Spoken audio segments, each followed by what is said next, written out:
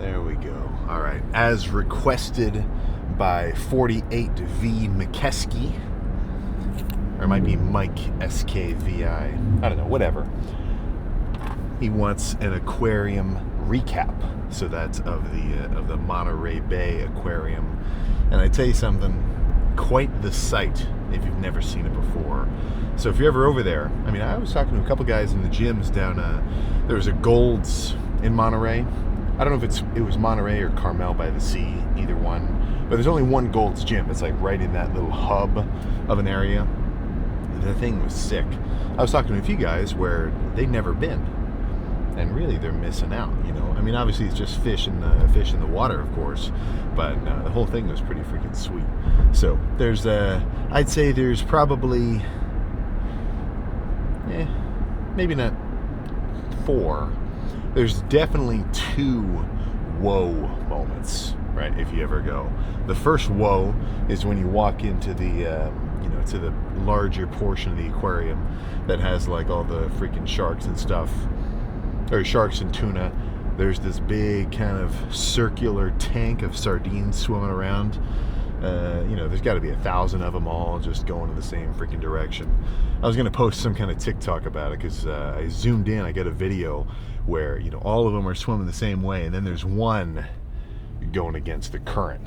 I was going to make the caption, some shit like how it feels to ego lift in a world of whatever. I don't know. Maybe I'll still post that later. It's kind of funny. But that's a whoa moment.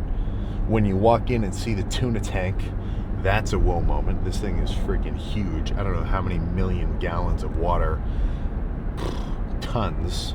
And then when you see this is kind of right in the beginning as well. It's this huge, like, multi-floor type situation. I think it's like the kelp forest tank. It's got a bunch of sea otters swimming around.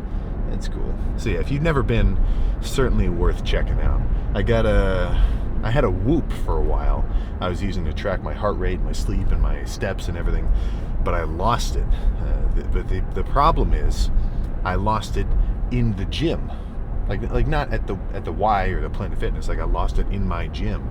So I don't want to buy another one because as soon as I buy it, I'm gonna find the original.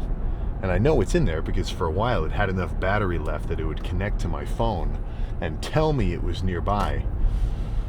But specifically, I've got no freaking clue. I looked forever. But what I was saying was, I'm sure I got at least a couple thousand steps just from walking around. Your cardio doesn't have to be always purely just straight up, dedicated. I like the consistency that comes with a seated bike or the treadmill post-workout, or, I've got a little bike in my basement, which has been getting, the thing has hours upon hours of use clocked so far. I don't know how much specifically. I really wish it actually tracked it. But I was hitting at least an hour on that thing every day in the last prep for the 2 Arnolds that I did. That thing's been with me since before freaking college. We're bonded. But that's easy to say, okay, I did my 30 minutes. I'm done. I can chill. Like, I can do, if I do 30 and then I didn't do anything active for the rest of the day apart from the lift, I would still consider that a productive 30 minutes of elevated heart rate, right? Which I'm going to actually reap the benefits of. Now, some guys are going to say, screw cardio, I just count my steps, right? I make sure I get 20,000 steps or 30,000 steps or, however many steps per day, which is kind of the same thing, because you're just making sure you have some level of energy expenditure throughout the day. And what is doing, any distance on the treadmill, right? If not just fucking steps. So I certainly see the logic, and I'm not saying it's wrong to do one and not the other, or this one and not that. For me, I think the bike makes it easy, and I feel like there's a little something different, because you could walk all freaking day. Well, I guess if you're walking all day, that'd be pretty productive in a cardiovascular energy expenditure sense. But I don't think it's the same, I think, and that's why I do the bike and not just like counting my steps, because I think it's a little different to have a dedicated 30 or 45 or however many you can handle with, you know, a consistently balanced elevated heart rate, whether that's 150, 130, 140. I kind of bounce around there. I think lately I've been getting like 140 straight for the 30 minutes. It's probably a little bit higher when I do it post-workout because I'm still like residually fatigued from the lift. And then when I jump on the bike, I mean, my heart rate's already up. When I do cardio fresh, like fasted in the morning, that's where it's just probably a steady 130 or something, you know. I don't know if you, this is kind of debated. I'll hear guys say that it's better to do your cardio with less clothes on. I'm not saying no clothes. I'm just saying shorts, tank, a lot of airflow. Maybe get a little, turn on the little, the fan on the bike to cool yourself down. Sometimes I kind of like the opposite, you know, bundle up 2 pairs of sweats and a hoodie and really freaking sweat. You know, if you pop the top off in the locker room after that, you do look a little bit cooler. So I think the visual change is probably my motivation every time I do it like that. But either way, what am I even saying? Today, plan is going to be legs. So what gym am I going to go to? I'm not totally certain.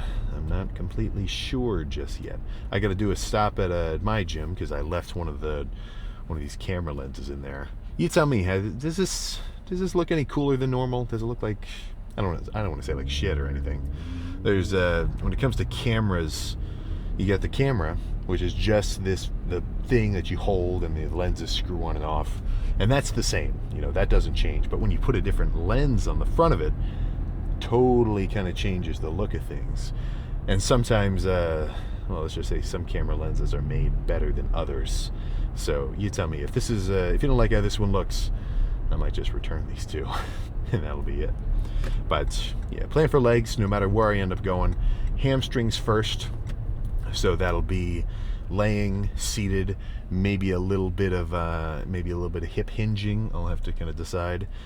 And then for quads, I'm not totally sure. I really killed quads last leg day, or at least I decently killed them with a good set of squats, some leg press, and then some leg extension sissy squats. And that was a really cool leg extension because the thing went all the way down to like sissy squat level depth. You know, most leg extensions, all you get is like 90 degrees ish, and that's all your range of motion, which is normally fine because with leg extensions, I'm thinking squeeze more than stretch. You know, just more like just like a squeezing motion instead of a deep stretch kind of tension based motion. But I'll see how they feel. You know, I don't mind hitting quads today, assuming because they feel relatively fresh. Plus, I had a pretty good amount of food on my yesterday, because I was flying, so I ate a whole bunch of stuff on the plane. I got a turkey sandwich that was like really surprisingly good, and then caved a little bit, slammed some Swedish fish, and I was out. So I was asleep for, I think it was like a 5-hour flight. I had to be out for like 4 hours out of that, just having like one of the YouTube download videos playing in my ear, half asleep. And then that made it hard to go to bed last night. So I was up until like 3, you know, just kind of rolling around because I just slept all day. But I think after today I'll get back to a regular kind of schedule. But either way, by the end of whatever this quad day looks like, whether it ends up being extra hefty in the pressing department or a little bit more pump focused leg extensions, even just lighter leg press, maybe some higher volume, you know, do 4 sets instead of 2 really heavy ones, I'll be pumped. And even just looking at myself in the mirror this morning, I'm excited to announce, or I'm excited to see that I can actually, well, obviously it hasn't been that long, but I'm getting some more definition back. So with quads, what I want to see is a little bit of a teardrop, that middle kind of median quad section, and then outer quad real separated whenever you hit a flex. So I'd say give me 1 more month, should be back to quad striations, but I don't want it to impact my strength too much. So I'll still be lugging some weight around, just enough that I'm still getting something, but I'm not tweaking anything, I'm not pulling anything. I get a lot of comments, well, not a lot, but I just got one yesterday from the last back day. Essentially, you're going too heavy. I don't know, what's the point of that? You're gonna hurt yourself, which totally reasonable take. You know, obviously I don't want to hurt myself. That's on my goal list. But I really think we've got an underestimation of not only just what you can handle on a set-by-set basis, but what people can handle on a training basis in general. You know, it's like, do you tell me the alternative? The going too hard, going too heavy kind of commenter. Like, what do you want me to do? Half the weight for only pure squeezing reps? I mean, I did do that for the last like 6 months for the bodybuilding prep, but I'm not in prep right now. I'm just staying strong and lean. So, you know, obviously train as you like, but for me, to have a set where I'm pushing the weight hard enough that I can do 6 solid reps, finished with 4 or 5 gradually descending partials, I still call that a good set. Because in my mind, I'm just getting every little ounce of whatever you call it out of my lats on every movement. So there's certainly a place for light squeezing stuff. I mean, like I was doing those single arm pullovers, pretty light. Those seated rows were light enough that, I mean, it was much more of like a squeezing hold focused movement. But, you know, there's 2 sides to every coin, right? So for every light squeezing set somebody's hitting, I think they should couple it with a little bit of a heftier one too, where you're moving weight around.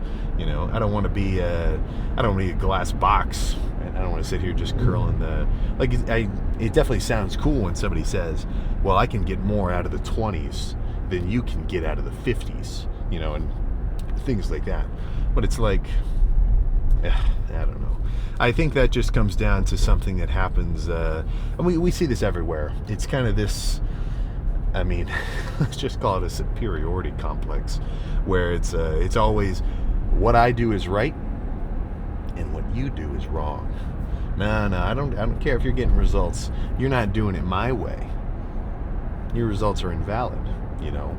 And the gym is very prone to that because there's so many different ways to do it. You know, I mean, we can look at Olympic lifters, CrossFit dudes, calisthenics guys, full body everyday type guys, more functional based training, and then the complete opposite, bodybuilder, 1 muscle group per week, tons of rest days, barely any rest days. Guess what? You know, no matter what kind of training any of these guys are doing, as long as they're getting after it, guess what? They're going to have results. So the way that I look at that situation isn't this guy who trains differently than me is wrong and I am correct. If anything, I'm looking at it like the way that this guy's doing it is working. The way that I'm doing it is working. All right, I wonder if I'm potentially missing out a little. Right? And then kind of engage the situation in that way. Keep your mind just a teensy little bit more open, you know, because as soon as you start to think, shit, man, I got this all put together, you're asking for plateauedness. You're asking to slow your roll and your gains and just stay where you're at.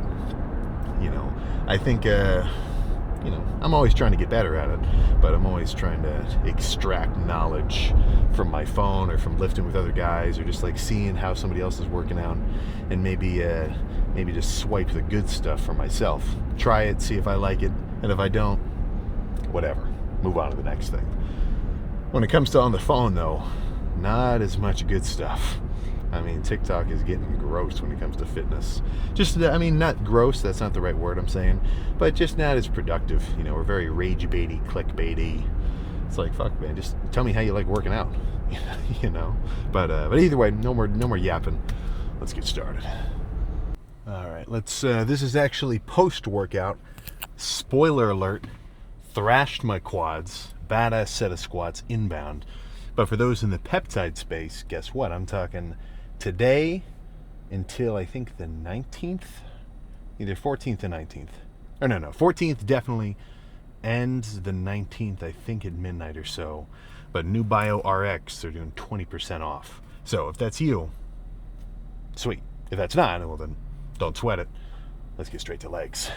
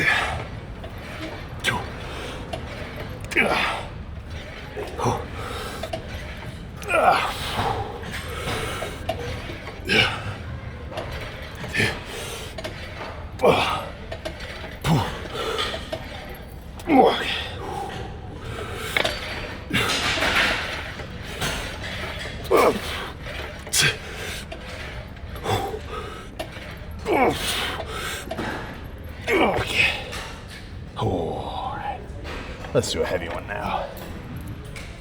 All right, this isn't the stack, but it's heavy.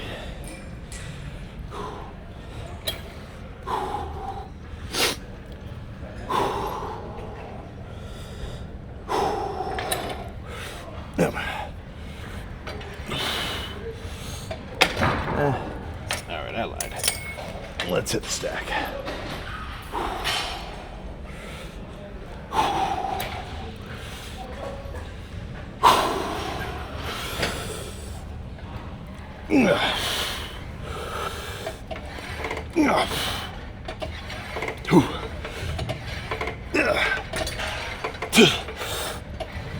No, that's too heavy.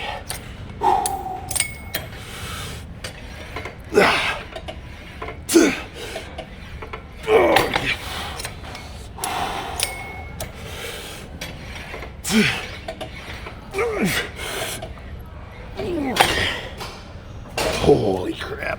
No. Okay. Let's do a seated curl now. Oh. All right, let's squeeze this shit.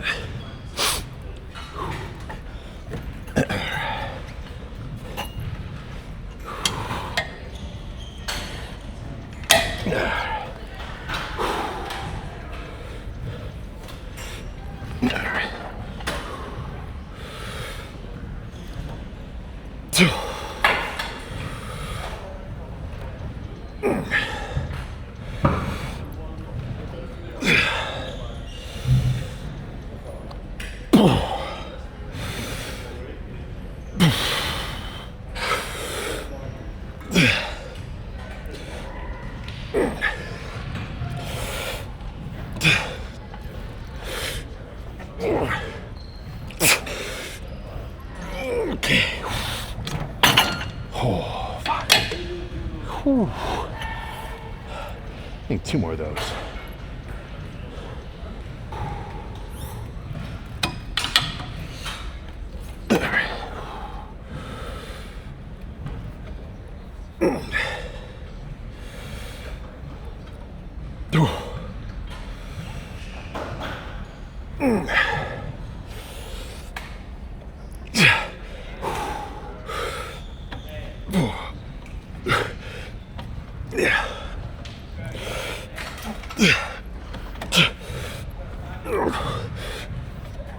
Okay. Oh shit, yeah, 1 more. I think that's all. Okay.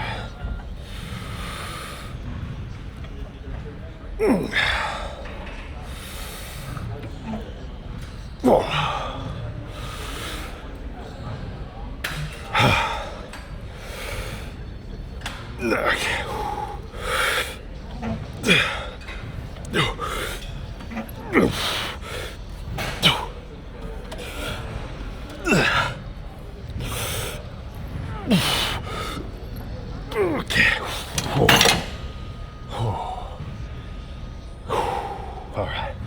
Yeah, let's get quad started. Plan here is to squeeze the shit out of some single leg stuff. So, kind of aiming more so for a burn than failure, if you follow me. But this will be a perfect start. Then we'll go from here. Let me pick a good size, match it with.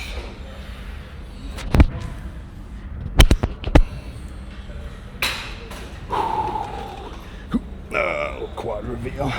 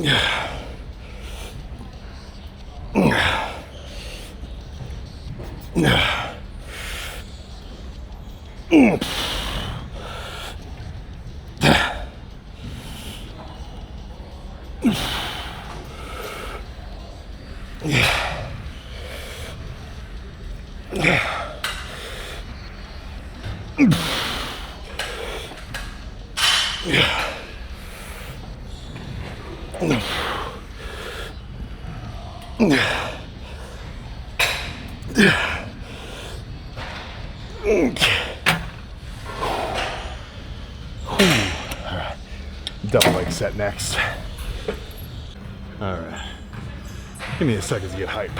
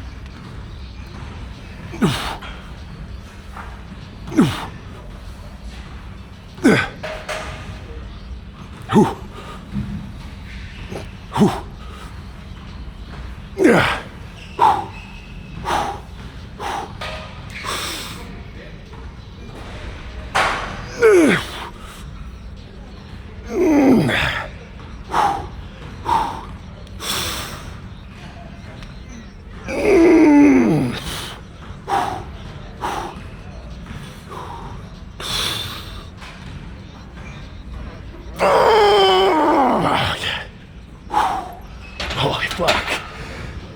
Oh my God. Oh, that's fucking heavy, man. This feels way lighter when I'm eating a fucking ton of food. Oh, let's move on. Shit. So, normally the last few, like many months, I've been doing one quad day a week. Oh, so this is a full leg day right after another full leg day. Oh my God. And I'm not talking like endurance tired, I mean just like muscular. Ooh. So I'm gonna hit this one, jump behind the machine, and do a sissy squat finisher, at least for the set, and I'll see how quads are feeling. Because after that big ass set of squats, I mean, that was a lot of freaking damage at once. Good, you know, stimulating damage. So let's see what happens here. I was listening to Can't Be Touched by Roy Jones Jr. That was getting me crazy.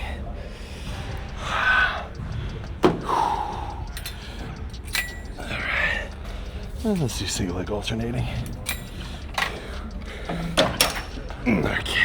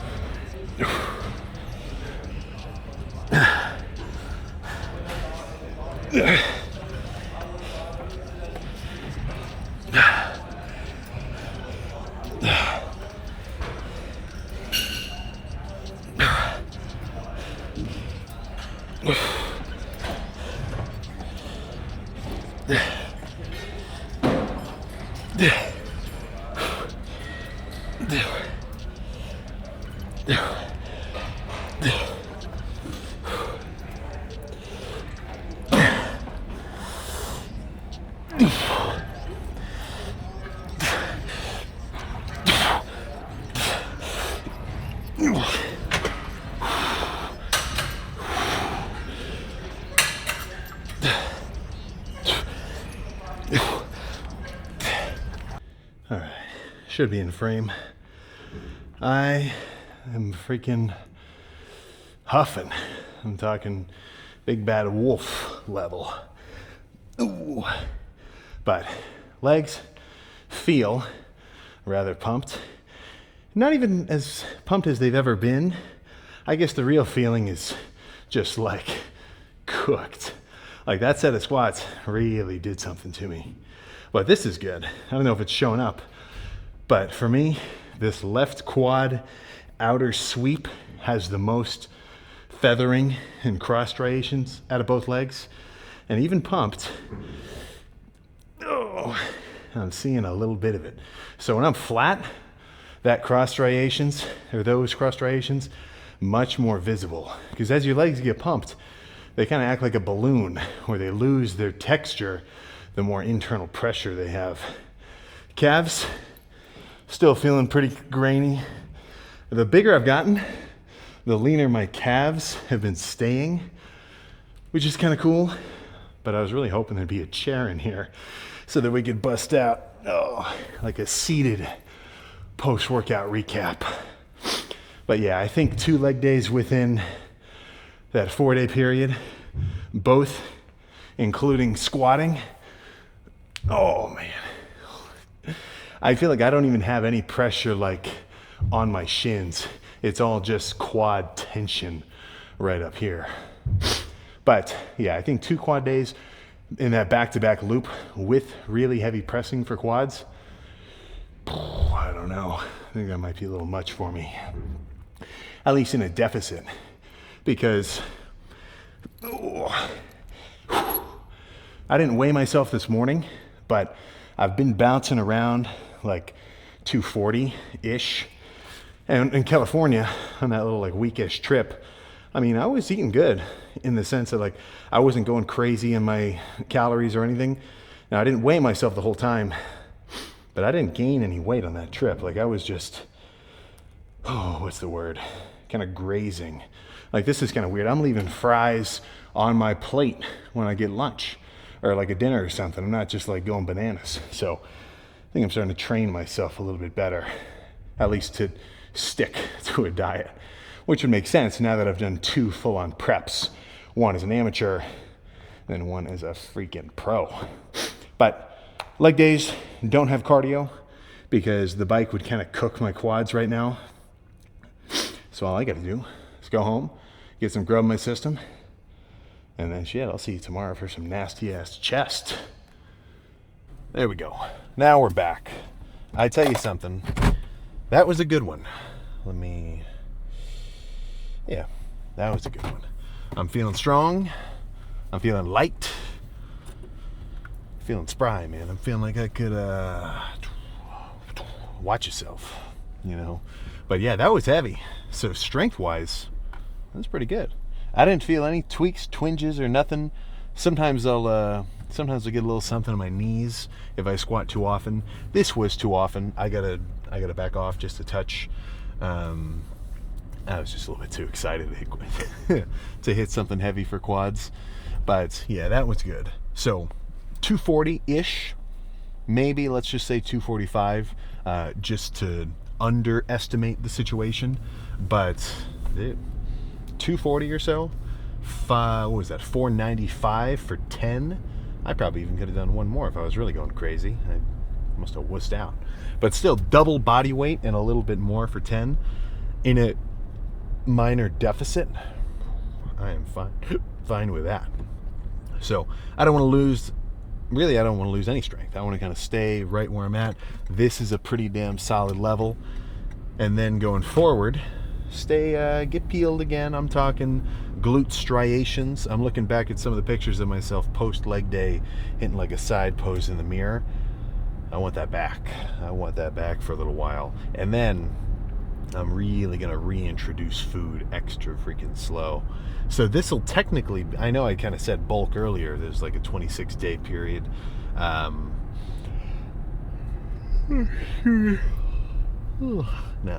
this next one, I think will actually be a lean bulk, a very intentional lean bulk. And it's not that I'm saying that the heavier bulks that I've done previously were wrong.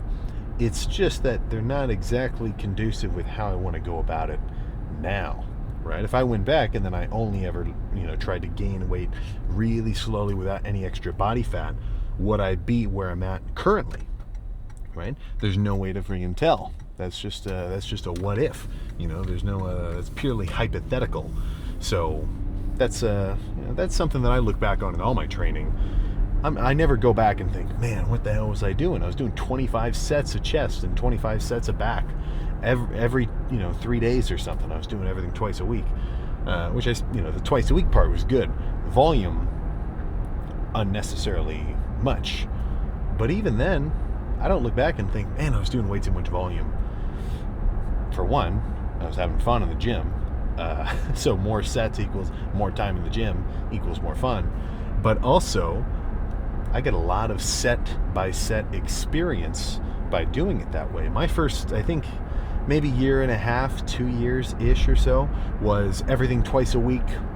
I wasn't doing push-pull legs.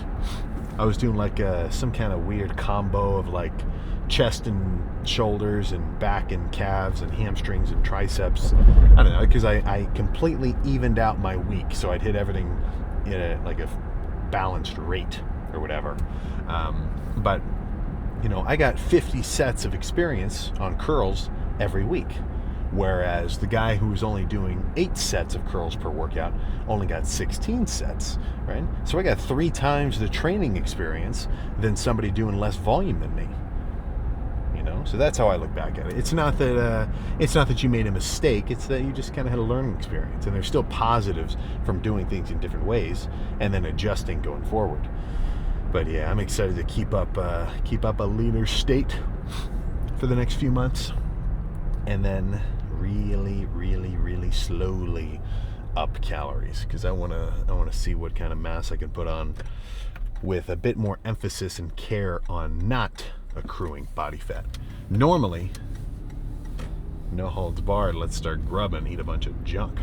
But I think I think instead of just slamming myself with diesel, right? Now we're doing premium, right? Now we got premium gas. We're going a little more catered. So that'll be the plan. But yeah, so the next few months, or I guess the next handful of weeks is a better way to put it. I'm gonna stay lean, I'm gonna stay grainy, and get some more veins in this situation. So yeah, today's the 14th. 4 more days or so. Gymshark summer sale. I'm talking 50% off across the board, plus 10% code SAM10. So I would definitely scan around for those 50% offs, just because, some of those are a freaking steal. So I guess it kind of depends on what you're going for. if you're more of a tank kind of guy, well, then you're a little bit different than me. Because when I'm scanning through, because I send in like a little order every so often of some of the newer stuff, and I'm always looking, okay, hoodies, oversized tees, the occasional tanks, pants. Now that it's summertime, some shorts. That's kind of what I'm going for. But yeah, the oversized, like if I really had to say one as a legit recommendation, not even just like a straight plug, I'd say you got to look at the oversized tactical, and I think there's also an oversized conditioning club.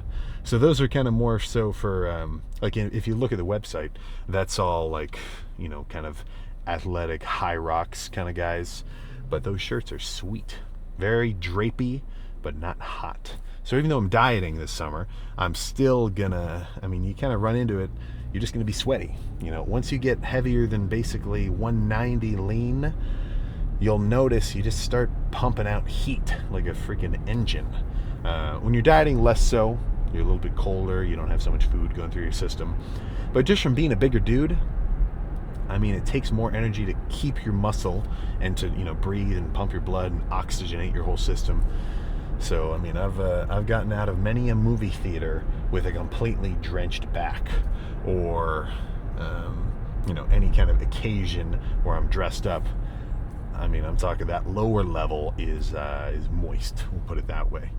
I really need this is like a Temu kind of thing.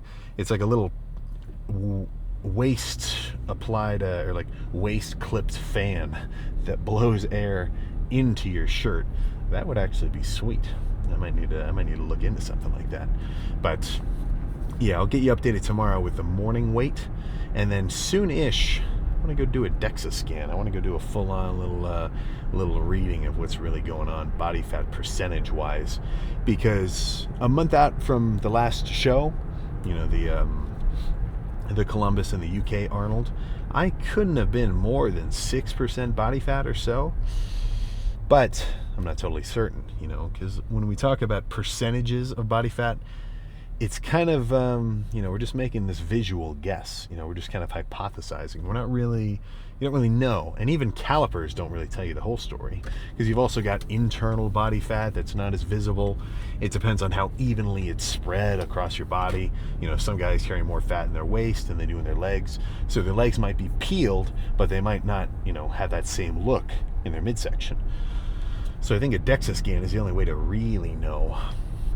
Or maybe an underwater kind of test.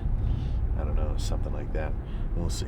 But especially now that it's summertime, we got to get some guests. Either go where they are or get them to come where I am. So keep an eye out for that. I'm going to get some of those. I'm going to do some reaching out, do a little bit of networking, see who wants to come check out the Sam Gym and throw some shit around. So yeah, stay tuned. But I'm going to go home, get some food in my system. I think a half pound of ground beef is probably just, well, it's not waiting on a plate, but it may as well be, probably shaking in its boots that it's about to get freaking, demolished. So chest is going to be nuts tomorrow, so I'll see you for that.